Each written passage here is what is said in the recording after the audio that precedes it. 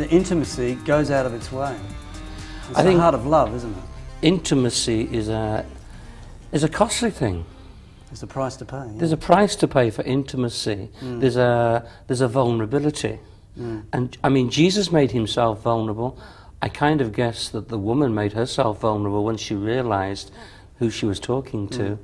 But there was an encounter taking place. And the beautiful thing was, out of this encounter, a whole village was reached.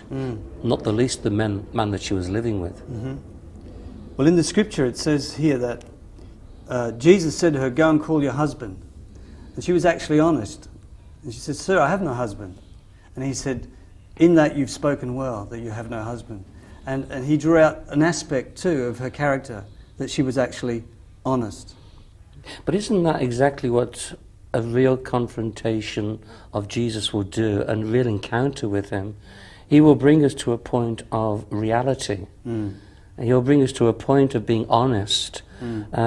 Because it's no good trying to deceive someone who knows everything anyway. And then to realize that actually God doesn't have any, he's not disillusioned with us. Because he has no illusions in the first place. He knows us. That's right. And so he draws us into truth. Yeah. He draws us into reality. And isn't that interesting? He actually says, those who worship, what does it say? In spirit and truth. In spirit. And this was the nugget that he saved for this beautiful woman. And it's very interesting here that, Tim, can I have you over here, my brother? That Jesus told this woman that she'd actually had 5 husbands. And she then perceived that he was a prophet, because he told her something that supposedly he didn't know. And the first thing she asked him was a religious question. She basically had a confusion in her mind about where to go and worship. And in her mind, she had to worship in Gerizim, which was a mountain in Samaria. And the Jews said, no, you can't worship there, you have to come down to Jerusalem. So there was a confusion in her mind of where to go. She had 2 options. You know, today there are 22,000 versions of Christianity on the earth. No wonder people are confused. And she said, "Sir, where shall I go to worship?" If I want to bring that in colloquial terms. And then Jesus brought this nugget of truth. And he said, "The hour is coming, and now is, when the true worshippers will worship the Father in spirit and in truth." What do you think that is, Chris? I think spirit and truth means understanding the very nature of God. It actually says those who worship him must worship him in this way. So there's a sense in which you can choose who you worship, but once you've chosen who you worship, you don't choose how. The only way is in spirit and in truth. It's interesting, Chris, that the word spirit there is a Greek word that basically means to be a breath of fresh air.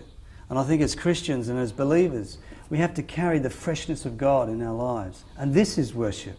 And spirit and truth, that carrying the fullness of who he is and being an ambassador of who he is in our character. Because worship, as you know, is not just playing music, it's not just singing songs.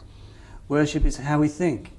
It's how we look after ourselves, our self-respect, how we love our wives and our children and our families. And being emotional, having strong emotions with Christ in the middle of it all, can just as be worship as well. Tim, I'd like the viewers to hear this ever so clearly. Jesus, who went out of his way to meet the woman at Samaria, perhaps today is going out of his way to speak to you, because you're watching something and you're searching for something. You're looking for reality. You've tried all manner of things. Maybe you've had many marriages, but Jesus has gone out of his way today to meet with you so that you might worship him in spirit and in truth, bringing you into that breath of fresh air that Steve talked about, bringing you into that wholeness of love, bringing you into that truth and reality. Today, he's going out of his way for you.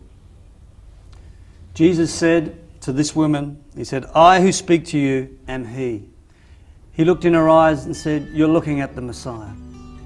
He had truth for her, and he gave her a revelation, and she changed her town. He can do the same for you. You know, you may have lost touch with God. You may have lost that heart-to-heart relationship with him. Maybe it's time to change.